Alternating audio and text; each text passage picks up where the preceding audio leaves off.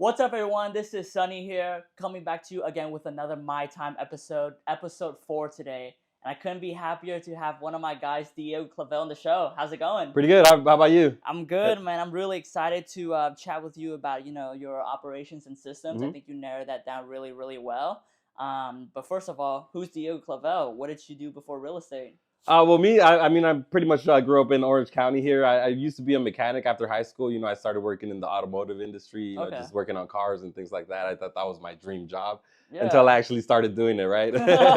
Yeah, eventually, I hurt my back, and then Okay. I started getting more into real estate and things like that. And I met somebody that was in real estate, and he hmm got me turned on to that. And I'd never looked back The since rest then, is pretty much. history. Yeah, yeah. Dang. So you said you were a mechanic, right? Yes, At yep. Toyota, Toyota, right? yep. How I long were worked you there for? probably 3 years or so. Yep, Okay. 3 to 4 years, and then after that, I was working other. Well, before Toyota, I was actually doing like stereo stuff, pretty much all hmm automotive, Yeah. the So you've automotive been a hustler industry. your whole life. Yeah, pretty much. Yeah. And my Gotcha. last job was, Toyota. I was with hmm them for about 3 years, and after that, I just went straight into real For estate. sure. Yep. So did you make the jump because you felt like you were capped at Toyota or Yeah, being a mechanic yeah, or? pretty much. I Okay. mean, you can only make so much. I mean, and with real estate, it's unlimited. Pretty much, the harder you work, the Sure. more money you can make. Yep. Awesome, awesome, man. And how long you been doing real estate now? 2017, I got my license. I really started getting into it. hmm End of 2018. Okay. Yep. Gotcha. So 2018, that's 6, 7 years now, something like Yep. that. About 6 years. Yeah, that Dang. I've been Okay. actively in it. Yep. Yeah, and you weren't with Power the entire time No, though, I right? wasn't. I was actually with Jeff and Jose. I know we had Jose on here the last episode here, Yeah. but I started with Jose and Jeff at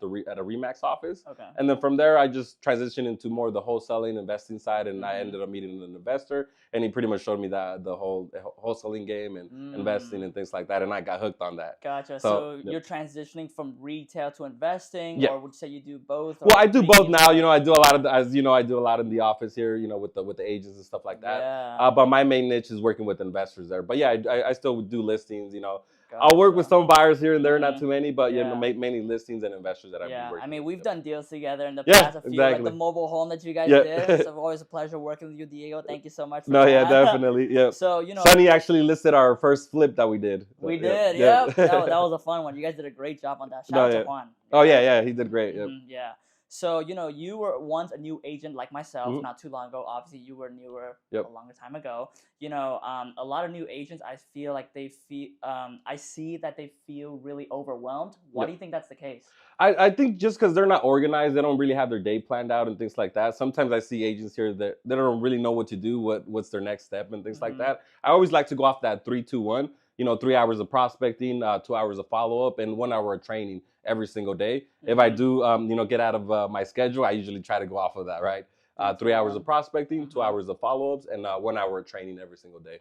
Oh Yeah. wow. Okay. Yeah, So it's I would just say it's just them not being organized, not planning their day. yeah. Once you plan your day or even your week, you could, Mm-hmm. run through the whole week pretty Well, smooth that's there. another thing too, right? Like when you're new, you don't know what you don't know, Yeah, right? So yeah, you just feel like it's a lot of times you feel like you're like the sayings like you run around with like your chicken with your head cut off or something like exactly. that, Yeah, right? Very reactive to everything yep, yep. because you feel like if you don't address the situation right away, you'll lose the business. Yep. And I think sometimes that is true, but Mhm. more often times or not, I think clients respect that your time is structured Yep, and that you do what you say you're gonna do, right? In some exactly. cases. So for your 3-2-1, which is Mhm. what I really want to talk to you about, Yep. how do you structure that to make sure that you are on task during those 3-2-1s and not get distracted? The most important one I would say is that 3, right? Prospecting. Because Mm-hmm. if you're not bringing business every single day, you're pretty much your business is dying, right? Yep. The goal is to bring business every single day, new clients, new leads, or whatever that may Mm-hmm. be. So I focus on my 3 first. I try Yeah. to get that out of the way in the morning.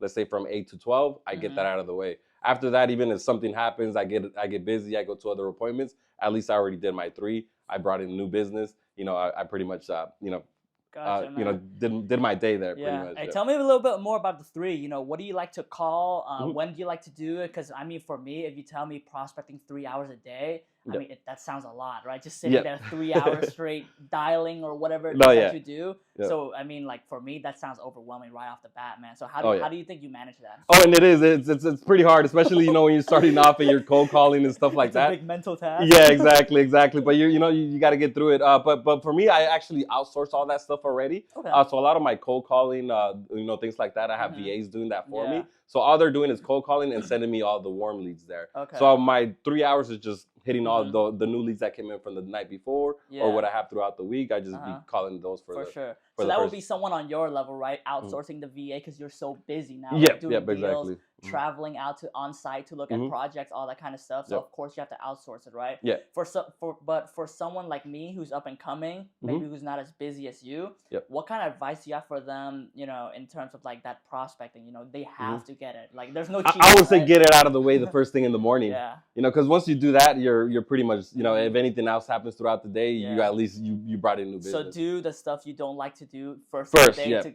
get it out the Yeah, way. get it right? out of the way. And I think for me, the saying's like, bro, if you're a realtor that don't like cold calling, that's like saying like a doctor that doesn't like see blood. Or Exactly, like right? that, Yeah, So yeah. you have to do it, right? Yeah, At yeah. some point. And I mean, I don't love cold calling, but I did it because I know that's part of the Yeah. business, and that's what's going to bring me more business. Once I started getting better at that and making a little bit more money, I started outsourcing it and Sure. hiring VAs Yeah. to do that for And me. I think for me, what helps a lot too is doing that prospecting hours at the office Yeah. next to like you, next to George, next to Calvin, next to Isaac. Yeah. It really helps me, with that knowing that I'm not doing it alone. It doesn't take as much of a mental strain. Wouldn't you agree? No, yeah, and you're right, because when I first started and I was cold calling, I was doing it from home all alone, and I usually just get distracted or I'll get bored or something like that. And when in the office, there's always a big energy at the office. There's always a big energy at the office, right? And there's somebody that's doing it better than you, so you're learning from them and stuff like that. So I really love doing it at the office as well. Right on, man.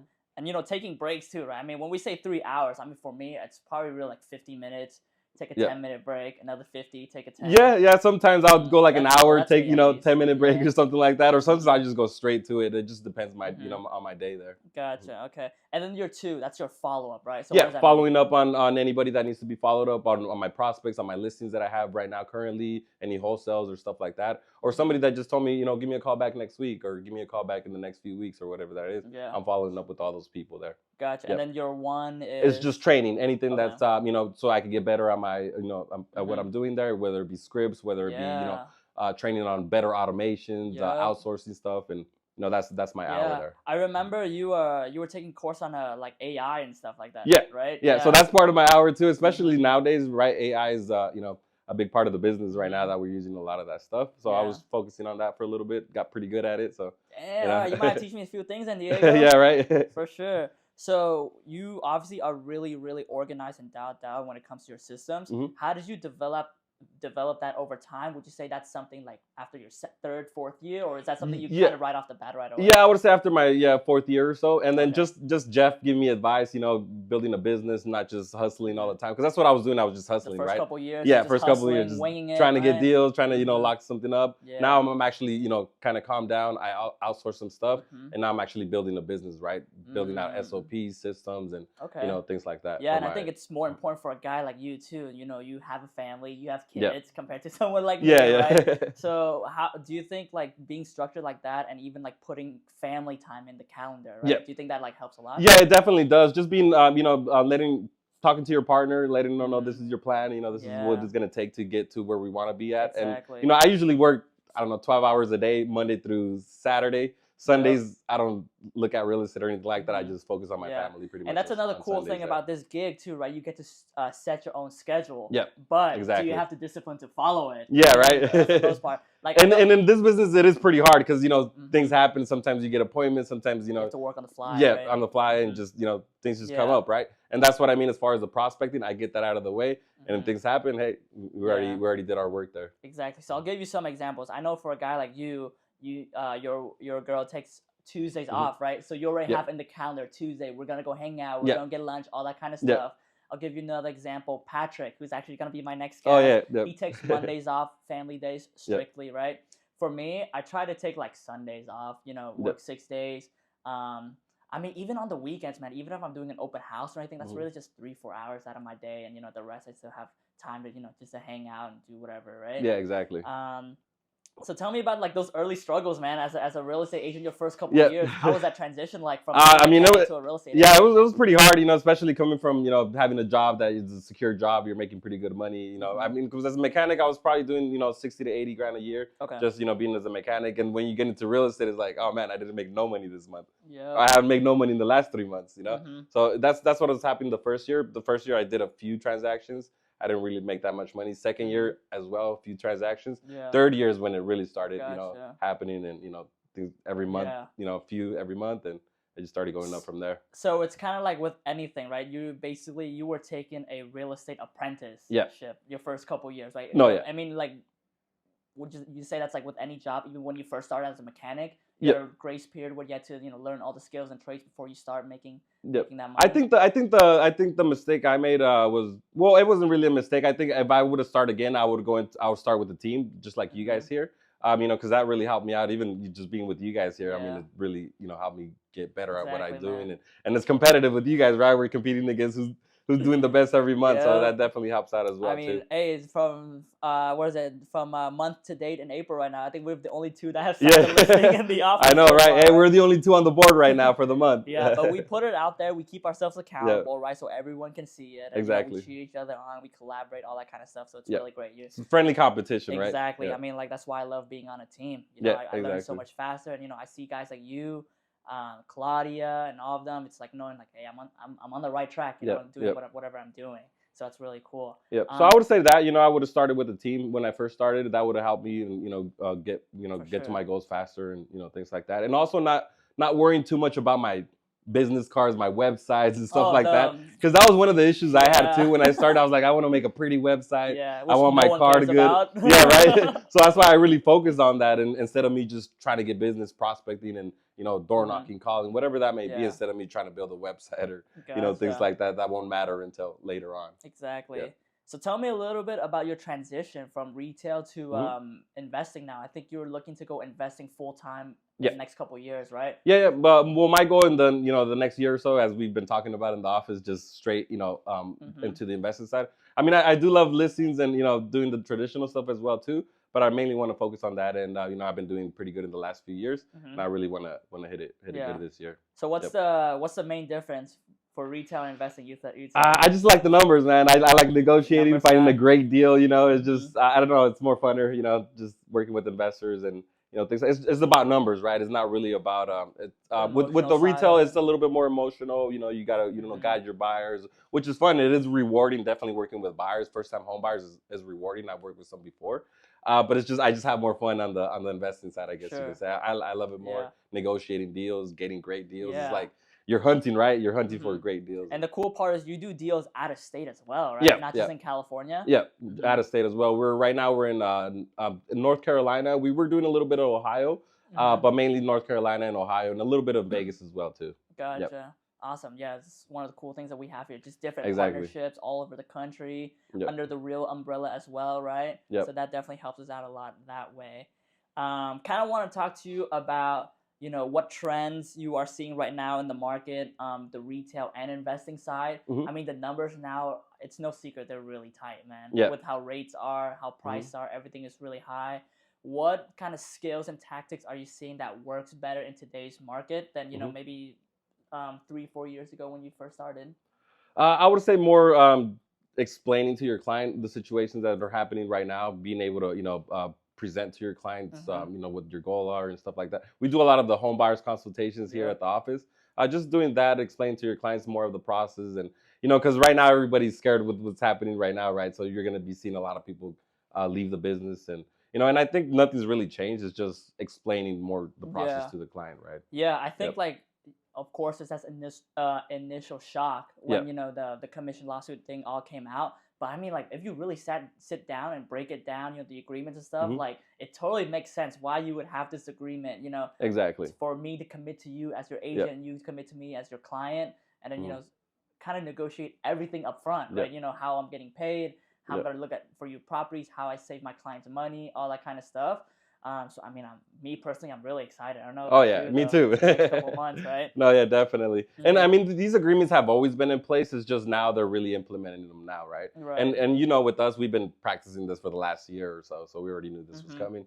and we're pretty much prepared. Yeah, gotcha. And kind of speaking off of that is, I kind of want to talk to you about the office culture here because you've been here longer than I have. What do you think makes power real estate so attractive to so many people? Well, just like you said, the culture, right? We have different types of people in this office. You know, everybody, you learn from everybody. I don't know, it's just it's the culture, man. I don't know how to explain that, I guess. Yeah. Well, for me personally, I really like that the culture. We're very structured with things that we do. So kind of talk about earlier. A lot of times, new agents, we don't know what we don't know, so we spend the whole day, you know, kind of like a chicken with a head cut off, running around. But here, we come in the morning, we role play right off the bat, right? We dial together, you know, we go on listing appointments together, right? I mean, I've gone a couple with you. Yeah, exactly. Right, in the very beginning. Jeff used to have his 4 to 7s, right? For covering this BRBC stuff way before, you know, any of this stuff kind of comes out. So I really pride ourselves in really forward thinking. And, you know, I think just the office culture, we have people from like all walks of life. Oh yeah, definitely. So I think that's and just with just with Jose and Jeff being our, you know, being the leaders here. I mean, they really, you know, and they're actually, you know, in the trenches, right? They're in the field. They're actually here working. They're making calls as well too, you know, things like that. So that definitely motivates us even more. There you go. There you go. So what's next for you, Diego? I mean, what's next for me? Like I said, I want to get more into the investing side. This year, our goal is to do about 10 flips. You know, so right now we're at 1. We've gotten 1 so far, but you know, our goal is to get 10 flips this year. Like I said, by next year, I want to really transition full time into the investing world. Gotcha. Okay, sounds good. Any tips for, you know, these new agents out here coming up and coming, you know, especially that new scrimmage recruiting class that just got here? No, I would just say, you know, make your calls, you know, commit to, you know, a few hours a day, every single day prospecting, and you'll get some business that way. Gotcha. Okay. Well, we've only gone for 10 minutes here, Diego. You want to go a little longer? Yeah, sure. If you got anything else, let me know. I do have some tactical questions to ask you because I've been asking you a lot about you know, a little about yourself, the culture, but I kind of want to get into the nitty-gritty and tactical stuff, right? So on listing appointments, how are you able to, you know, get these sellers to most of the time sign right off the bat instead of, you know, like later down the line? With my presentation, you know, I practice my presentation every single day, and I've showed you guys my presentation that I have already too. It took me a while to build it out, you know, little by little throughout the years. I, you know, got little pieces from everybody pretty much and just put it all together there and just practicing it every single day, because once I get to the appointment, if you're stuttering and don't know where to go from your presentation, the seller kind of sees that, right? But if you go in there confidently, you've been studying your script every single day, you go and pretty much kill it. So have you basically had the same presentations for the past couple of years? Or have you tweaked and stuff from time to time? Some stuff here and there with what I've learned with you guys and what your guys' experiences, what you guys are telling us what's happening in these appointments. Little tweaks here and there. I think just reversing my my steps, I guess you could say, just move my steps around a little bit more. Okay. Just mastering your presentation, I would say, and being confident, you know. Sometimes I walk into these appointments and we don't even go through the presentation, right? We're just having a good time. We're talking, you know, I'm confident, you know, and then we're like, oh yeah, anyways, about your home. And then we kind of get into it that way. Just building rapport, stuff like that. Yep. Sounds good. Well, the stuff we do here is obviously very, very high level, right? Do you want to tell everyone about the wager and the accountability that we have in our little group? Oh yeah, right now we do. Well, right now we are in competition with it's about 4 of us, right? Whoever gets the most listings, or you know, even wholesales or whatever that may be. Any seller signed contracts, we're pretty much competing. It's me, you, Diego, or not me, you, Calvin, and George. So our wager. George won already 2 months, right? 2 months in a row. Calvin won the last one, so this is month April. It's a fresh start. And right now we're tied. We're tied. One on the board each. So the wager is, in case you guys don't know, is whoever has the most listings signed by the end of the month, the other 3 people take that one person out for lunch. Whatever he wants. Whatever he wants. We've gone to some pretty cool spots. We've been to Lucille's. We've been to the Anaheim Packing District. We still got to take Calvin out to his freaking dim sum thing, right? Where would you like to go? Hey, you know I like the Marisco spots. And you've been asking to go to the Marisco spot, so that might be my spot there. Well, me personally too. I think one thing that I want to go. I've never had it though, but I want to go to the Mercado Market, bro. Oh yeah, let's do that. Have a little food court in there, right? I was actually there a few weeks ago. Oh, okay. It's in Costa Mesa. Because I think my girl lives right by there too. But I'm like, man, like I'm trying to win this month, so they right. Out here, you know, I might bring it along. But Now we're tired though. You got to catch up. I already got 2 more appointments this week, so you got to catch up, man. I know, Jeff. Help me out here, man. Jose, help me out. Awesome. Oh, yeah. Well, I just want to thank you so much, Diego, for coming on to the 4th episode today. Oh, thank you. I'm really excited to see where this podcast is gonna go. Yeah, me too. This is my first podcast, so I'm trying to get uncomfortable this year, trying to get more into social media, and getting. Oh, there you go. That's one of your goals this year, right? Yeah, that was one of my goals. Get more on camera, get more on social media. I mean, what have you done with that so far? Well, I'm with you right now, right? I'm trying to post more, just be more active on Instagram. I'm never really, I haven't really got into that too much. I'm on Instagram just looking at posts and stuff like that, but I actually need to use Instagram to my advantage. Well, for me, the way I look at this, it's like it's a business, right? Like, so you have to pump out the result no matter like what you're feeling, because if you only call when you feel like it, you're not gonna you're not gonna last very long. So for me, it's just posting these out consistently, and then maybe after 10 episodes, look back, see what we can improve on, how I can improve as a host, and then the next 10, and then keep doing it like that. Yep, exactly. Yeah. Yep, I might have to get some tips from you. I know you're pretty active on that, right? Nah, I try my best, man. But thank you so much, Diego, for coming. I really appreciate you coming here, telling us a little bit about your system and processes. The difference between retail and investing in real estate. So yeah, this episode is probably gonna come out later end of this week. We'll have the clips ready for you, so if you wanna post on your own as well. Yeah, right. I gotta start putting them out there. I know we'll definitely have you as a repeat guest on here as well. Talk about market trends, what. Yeah, maybe next time we can get into more details about what we're doing in the office and things like that. Because right now it's just more like an introduction, like who you are, what you do, some of the best practices that you do. But we'll definitely talk about market trends and what trends we're seeing the investing side as well, and all that stuff down the line. Awesome. Okay. Well, thank you so much for being on here with me, Diego. I hope to have you on as a guest next time as well. Okay. Yeah, let's do it. Thank you, Sonny. Thank you so much, Diego. Have a good day. All right, we're out.